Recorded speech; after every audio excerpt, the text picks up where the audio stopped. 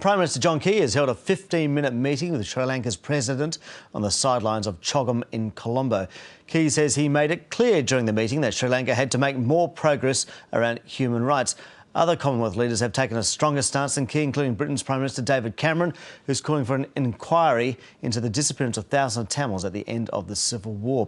Joining me now is Otago University International Relations Professor Robert Patman. Thanks for your time this morning, Robert.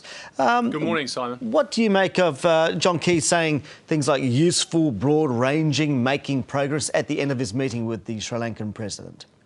I think John Key has struck a middle ground position. He chose to go to Chogam, and of course a number of leaders, including those from Canada and India, chose not to because of the both war crimes, alleged war crimes by the present government of Sri Lanka towards the end of the Civil War in 2009, also its failures to carry out domestic reconciliation with the Tamil community. But he went, and his argument is that by speaking to the leadership, he can get the message across. At the same time, he didn't go as far as, say, Mr. Cameron, or the British Prime Minister, who also attended, but made the point that there should be an independent inquiry, and that the Sri Lankan President, Mr. Rajapaksa, should oversee that, and progress towards reconciliation should be accelerated. Now, Mr. Key's taken a slightly different position from that, a more middle ground position. Do you think that New Zealand's trade relationship with Sri Lanka could be a factor in him taking that middle ground position? I think it could be a factor, yes. I mean, over $200 million of exports go to Sri Lanka each year. Mr. McCulley just signed a dairy cooperation agreement with Sri Lanka. Now, against that, however, I mean, there is the aspect of trade. There's also another dimension here, is that New Zealand is working hard to get onto the Security Council, and the vote for that will be taken in 2014, October 2014.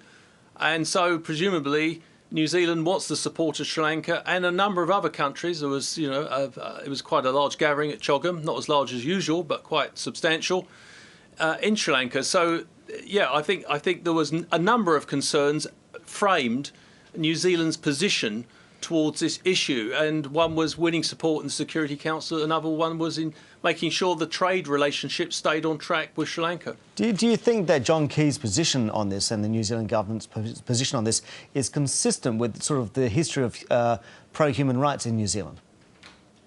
I don't think it's entirely consistent. It's a sort of play it safe position, because in a sense Mr. Key would argue, look, we have to be realistic about this. This is a country that's just come out of civil war. It had a most brutal civil war between the Sinhalese majority community and the Tamil community. Went on for 25 years. There were suicide bombings and beheadings and all sorts of awful things. And you can't expect, within 4 years of the conclusion of the Civil War, a society just to come back to a full-blown democracy immediately. So Mr. Key's arguing New Zealand's posture is a response to those circumstances, but as he put in his overnight comments, New Zealand reserves the rights to toughen its position if the government of Mr. Rajapaksa doesn't respond to the international pressures now coming to bear. Do you think that Chogam is still relevant? Yes, I think Chogam, I mean, what is Chogam? Well, it's the Commonwealth's head of government meeting. Usually involves 53 states from countries which have some sort of association with Britain, the old Commonwealth. It's 53 countries which uphold common values, namely democracy and the rule of human rights. And it's a non-American international organisations, and there are not too many international organisations where the Americans do not play a leadership role. So in that sense, it's useful, but its credibility to some extent does rest on being consistent on human rights, and because that's one of the values which is at the core of the organisation. Robert Patman, thank you very much for your time this morning. Thank you.